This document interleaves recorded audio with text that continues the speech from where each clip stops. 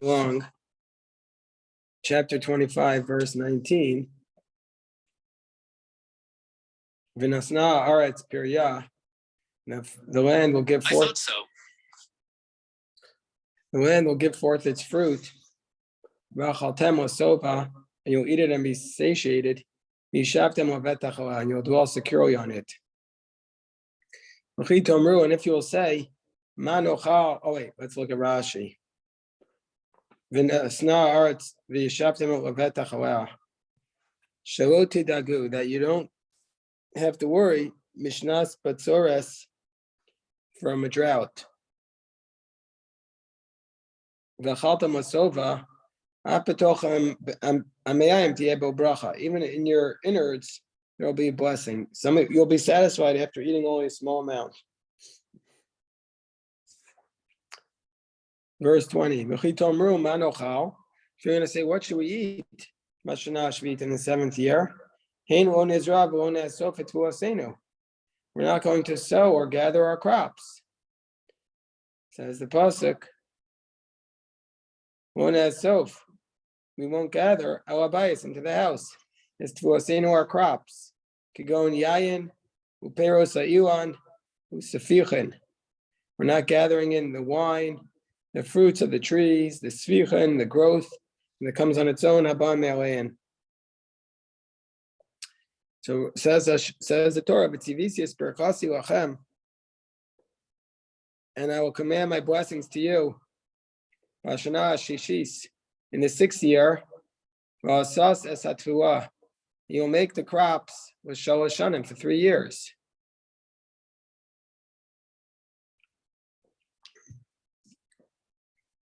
So I'll command my blessings to you in the 6th year, and you'll make the crops for 3 years. Rashi says, "L'ktsas hashishis," for part of the 6th, Nisan vad Rosh Hashanah, from Nisan till Rosh Hashanah, Ulashvis, and for the 7th year, Lashminis, and for the 8th year. Sheyizru b'Hashminis, they'll sow in the 8th year b'Mar Cheshvan, in the winter, v'Yikteru b'Nisan, and they're going to harvest it in Nisan. Meaning to say, this 6th year crop will not be used for 3 full years. Will be used not for 3 full years, but for parts of 3 calendar years. It'll be used for the last part of the 6th year, the entire 7th, and at least until the 2nd part of the 8th year. So the 6th year's crops will have to last for over a 3-year period. Verse 22, Zeratem et hashana shminis, and you'll sow in the 8th year, v'achaltem min hatvua yashan, and you'll eat from the old crops ad hashana sheis, until the 9th year, ad bo tevuasan tochu yashan, until your crops come, you'll eat the old crops. Rashi says,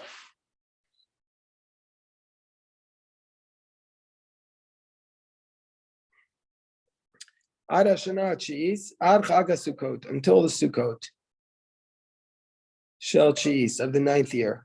Shu eis bo, which is the time of the coming. Utvuasa shel shminis v'toch habayis, and the crops of the 8th year come into the house in the 9th year. Shekol yemos hakayitz, for all the days of the summer, hayu basadeh, the crops are in the field. Bagranos, and the threshing floors, and then Tishrei, hu eis ha'asif habayis, that's the time you gather it in. Sometimes the 6th year has to produce for 4 years. The 6th year before the sabbatical year, they can't work. For 2 consecutive years. And then there's the Shvius and the Yovel, the 7th year and the Jubilee year. And so the crops will last for 3 years, except when it's a Jubilee year, then we need it to last for 4 years. Verse 23, Va'aretz lo timaker with misus. If you do this, the land will not be sold into perpetuity. Kiwi aretz, because the land is mine. Ki gerim v'toshavim atem imadi, because you're just residents and foreigners dwelling with me. Meaning to say, It all belongs to God. Rashi says, "Litain lav al chazaras sados labalim," to ordain a negative commandment on returning the fields to its owner by Yovel.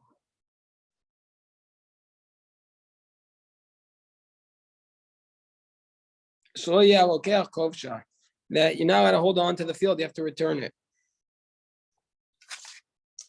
Misus, the land is mine forever. Lipsika, the land is sold to God forever.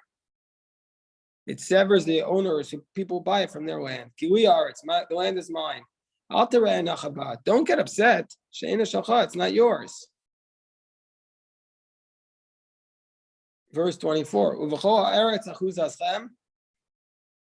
And all the land of your crops, you should give a redemption into the land. Rashi says, all land of your inheritance, Rabos Batim, this includes houses, the Eved Ivri, and a Hebrew servant, the Davar Zem Mefurash, the Kiddushin, the Parakrishon. This matter is explained in Kiddushin in the first chapter. Mufi Pshuto, Samuch Parsha Shal Achrav. According to the simple meaning, we place it next to the passage after it. Shamochar Chuzaso Rishai Lagala Achar Shtei Shanim. That one who sells his heritage can redeem it after 2 years. Ohu Okrovo, either he or his relatives. And the purchaser cannot stop him from redeeming it after 2 years. So even though it goes back, you could also redeem it after 2 years. So it says the verse, Ki amuch achicha umachar me'achuzaso. If your brother becomes impoverished and sells of his heritage, uvagalo akarovo of the galas min karachiv, then his redeemer, as closest to him, shall come and redeem his brother's sale. So meaning to say, if somebody sells their field because they're poor, then his relative can come and redeem it. Rashi says, a person is not allowed to sell their ancestral field except if they're poor. So from his inheritance.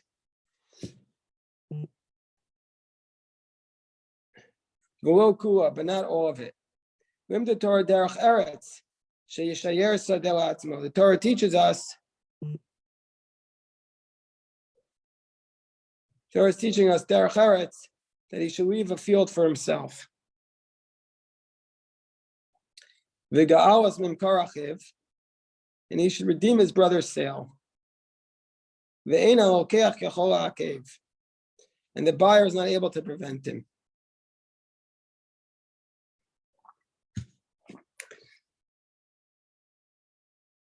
Okay.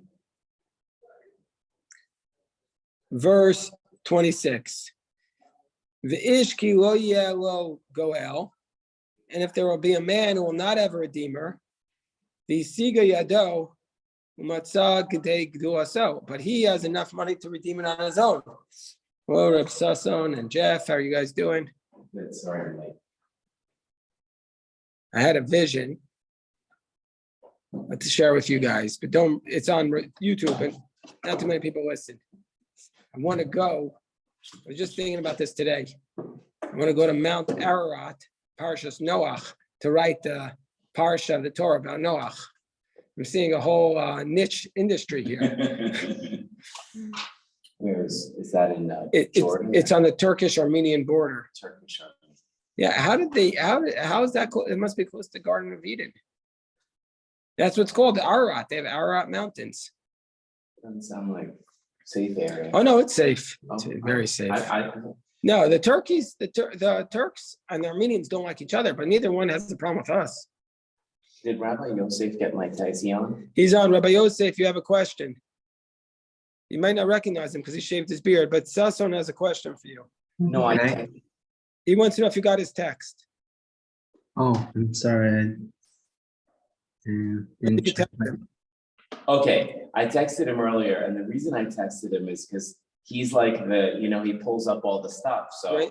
I wanted him to pull up the graph for Shulchan Aruch Simun Hey, because Shia sent that to me as the answer for the Yud K Vav Oh, okay. question. I didn't have the ability Oh. to pull it up, so I So asked him. the answer to the question about whether or not you could think it, and I asked somebody, he told me it's not a problem, but he says the graph for Shulchan Aruch Siman Hey. Yeah, Can you find that on Sefaria, Rabbi Yosef? I guess we can look it up right there. We don't need Sefaria. I have it right there. but he figured he Yeah, does it. yeah, I yeah. tried to do it in advance, so it wouldn't waste any time, but I thought it was pretty cool Did that you- yeah. Shia found it. So. Yeah, I'm sure. You're on mute, Rabbi Yosef. You're there? No, I assume it's in prayer. Well, as Orach Chaim would be my assumption.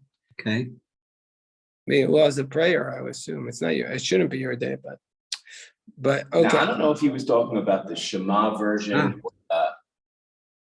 What does it find? Did you find Yeah, it? it's in Kavanat Brachot. And what does he say? One should have in mind the meaning of the words when reciting blessings. When articulating the name Yud Hey Vav Hey, one should have in mind the meaning of the name as it is pronounced, Adonai, that he is Lord over all, and one should have in mind also the meaning of the name as it is spelled with the Yud Hey Vav Hey, that he was, is, and will be. And when articulating the name Elohim, have in mind that he is strong, omnipotent, and master of all powers. That's not exactly answering the question because it's just talking to you about the kavana that you should have when you say it, but it's not saying you should think the way it's pronounced. But I asked my friend and he said to me, he didn't think it was an issue to think about the way it's pronounced. Okay, but Thinking about the way it's pronounced, you're not thinking about the other things. yeah, how can you think about everything at once? I know it's a real issue. You have 14 different things to think about, and then you're not even sure which one to think about. You know, the checklist. There are some Sephardi Sidurim that have what's called the Kavanot of Shulchan Aruch. Right. Of course. But again, Yeah. I don't think that anybody knows how to pronounce the actual 4 letters. So Well, every 7 years, the rabbis handed it over. It was a tradition that it was handed over every 7 years. So somebody's getting it. I just don't know who. We did that in the Daf Yomi. There aren't that many variations of what it probably is. I mean, what you assume it is. Yeah, I mean, you could, so then you have to go through all the possible. Rabbi Dr. Shaul said that even a PK, and because we don't know for sure that even that's the proper nakudot under the Okay. letters. That's why we're afraid of saying it wrong. Yeah, I understand. Okay, the search continues. Okay, verse 27, V'chishav et shnei mim, chapter 25, verse 27. If he wants to redeem his property, V'chishav et shnei mim karo, he comes to calculate the years of his sale, Ve'yishivas ha'odef, and he returns the excess to the man. La'ish asher macharo, v'shavach huzaso. Yeah, basically, if he wants to redeem your field, you have to give him the reverse of how many years were left on the sale. Rashi says, "Kama shanim hayu ad yovel." How many years were there until the jubilee? Kach v'kach, such and such. Ubekama mecharti alach, and how much did I sell to you? Bekach v'kach. Asira yiselach sir b'yovel. In the future, you're going to return to me in the jubilee year. Nim says, "Kona mispar tvuos." So, a person's not buying a house forever. He's only buying for the number of the years until the jubilee year. So, if you redeem it, you have to subtract the number of the years of the jubilee and figuring out what the real purchase price was.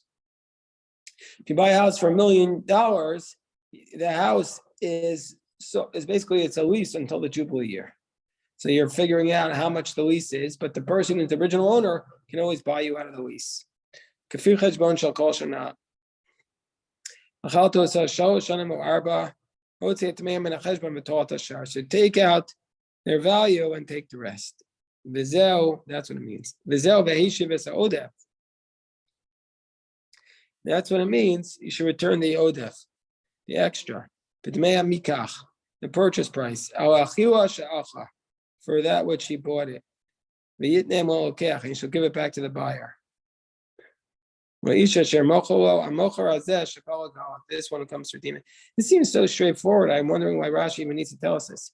If he doesn't find enough money to pay it,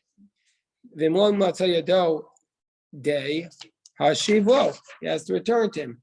And then the sale will be in the hands of the purchaser until the year of the Jubilee.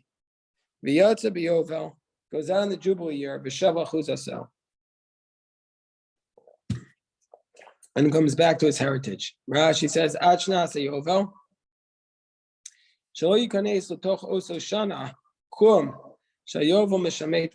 should not enter into that year on the field, meaning to say, at the beginning of the year, you have to return the field to its owners.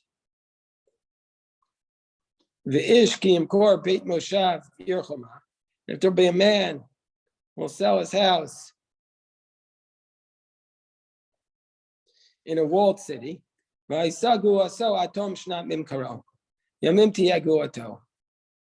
to say, if you sell your house and the house in a walled city, then you have 1 year to redeem the house. That's it. You have 1 year to redeem the house. It doesn't go back otherwise. Rashi says, a house inside a walled city that was surrounded from the days of Joshua.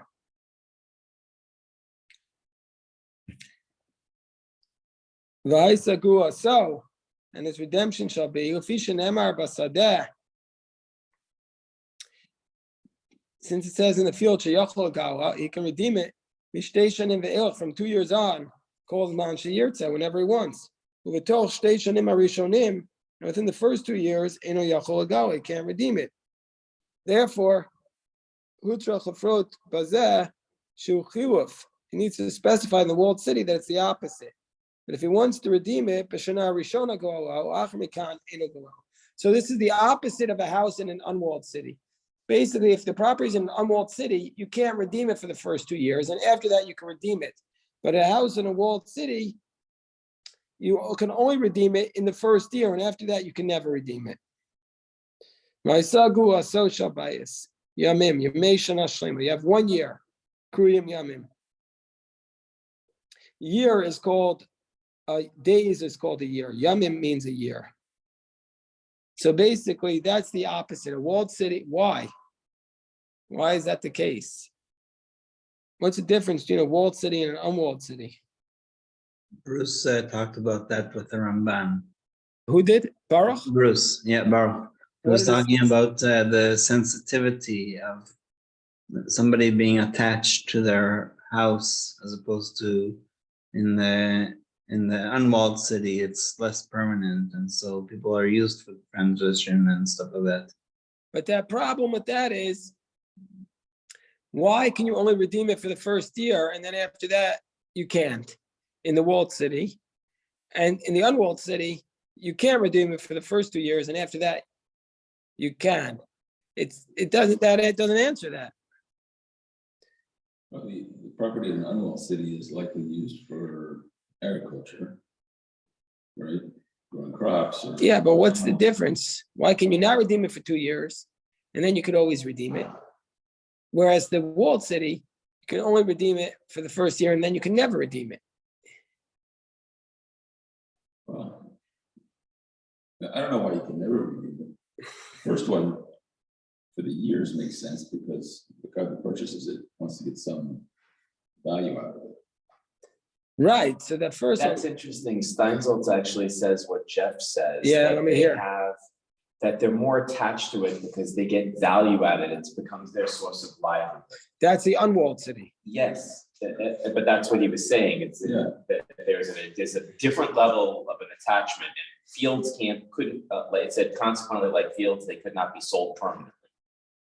Okay, so now maybe what we could say is like this, just working off what Jeff said, that the walled city, it's a home. So you figure the guy's only homeless for a year. After a year, he figures it out. If he's going to be homeless after the first year, he'll redeem it. Otherwise, he must have found someplace else.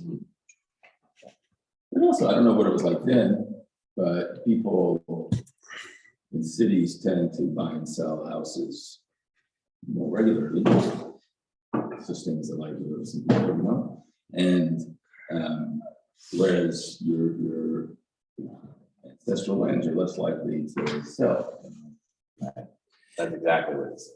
That's what Rabbi Steinfeld says? Yep, and the walled cities were really temporary, they were just protection, they would never serve as permanent Oh, okay. dwellings. And then the outside ones, which had land, and they were more like important to the livelihood and the future of the things, they would never sell. Shkoyach, yeah. That's it. You could have been commentary on the Torah. Brilliant. Okay.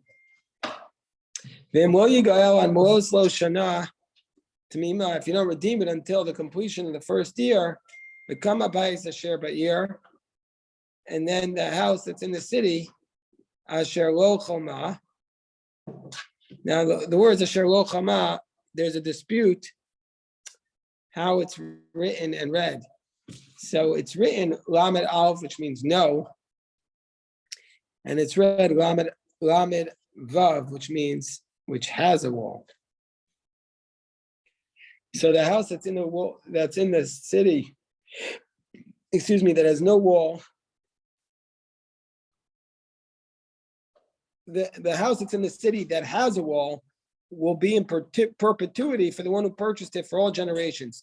Lo Yetzei Bayovel will not go free in the Jubilee year. Meaning to see the house in the walled city, if you don't redeem it within the first year, then it goes to whoever purchased it. Rashi says, Asher lo choma, that's the spelling is lo, which means not. Lo karina, we read it as that has a walled city. Amaru Rabbeinu Zechronam Uvracha. It means even though it has no wall now, since it had a wall, therefore the law applies to it. Ir nekevahi, and the city word ir is feminine. And really, it should have written asher lachoma. But the reason because the Torah had to also write not bifnim tiknu lo b'masoret lo. Rashi says because somehow or other the text also wanted to write lo with an aleph, even though that doesn't make sense. In fact, the exact opposite meaning. So therefore wrote lo with a vav when it really should have written la. A very strange Rashi. And here in the footnote they say many people suggest that this comment was not written by Rashi, but was added later. It doesn't appear in the early printed editions.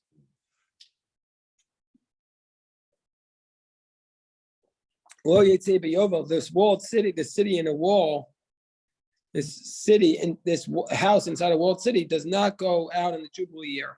Amar Rav Safra taught in Pagabo Yovel, if the Yovel year encountered it, even if the Yovel year encountered it within its year, it doesn't go out.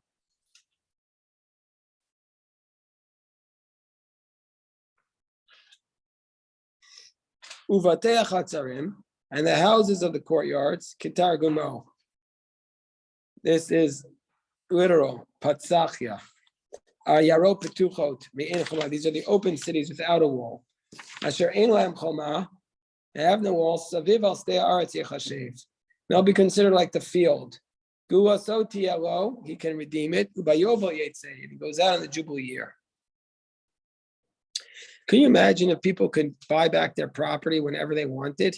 Well, then basically, if the property goes up, you're just going to buy it. It will destroy the real estate market. Nobody would ever buy a property because if it goes up in value, you're going to lose it. Yeah. When everybody is following the law of the Torah in Eretz Israel, how can the value of any property go up? It's a chuzah, it's a Yerusha from the ancestry. There's no, we don't even comprehend what the real estate was at that time because it's completely against what we are today. There's no such thing as location, because If you're from the tribe of Zvulun, you can't be in Jerusalem. You can't be in where supposedly the location is better. And that also means nobody will ever do any capital improvements. Right. It's gonna destroy the whole economy. Good. Good. I'm a Torah economist a lot more than I am a capitalist. All right, fine. I'll stay Aretz Yechashev. It shall be considered like the field of the land. Harein kasadot. They're like fields which can be redeemed Ada Yovel until the Jubilee year. The Yotzim but Yovel Abalim and go out in the Jubilee year to the owners and won't go if they're not redeemed. Geula Tielo, it'll be redemption to him. Miyad immediately in Yirtzeh if the owner wants it.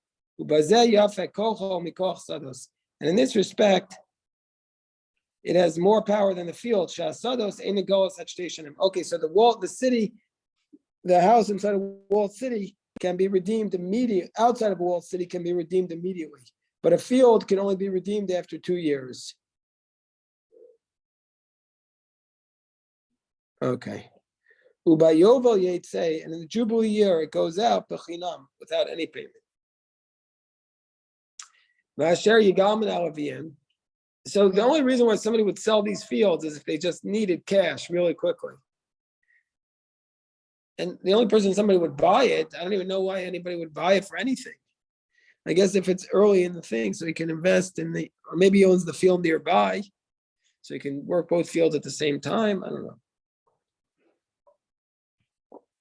So then it states, Vasher Yigalman Alaviyim, Varei Alaviyim, or the cities of the Levites, Batei Arim Achuzatam, they're the houses of their ancestral heritage. Redemption forever will be for the Levites. What does this mean? There are 48 cities that were given to the Levites. Gulas Olam, Goel Miyadi, they can redeem immediately. A few of Nation, even for 2 years. If they sold a field on a Tunot, which was given to them, in the 2000 Amos, the Levites weren't just given their cities, they were given the 2,000 amos of land around their walls. So they can redeem that. Oh, and Machru Bayis, or if they sold a house, Be'ir Choman, a walled city, Goalin Olam, they can redeem it forever. Be'eno Chalut, Sov Shana. It does not become the absolute property until the end of the year.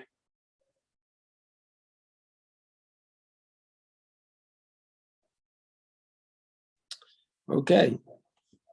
All right, maybe we'll stop here to daven mincha. Yashar koach to everybody. Very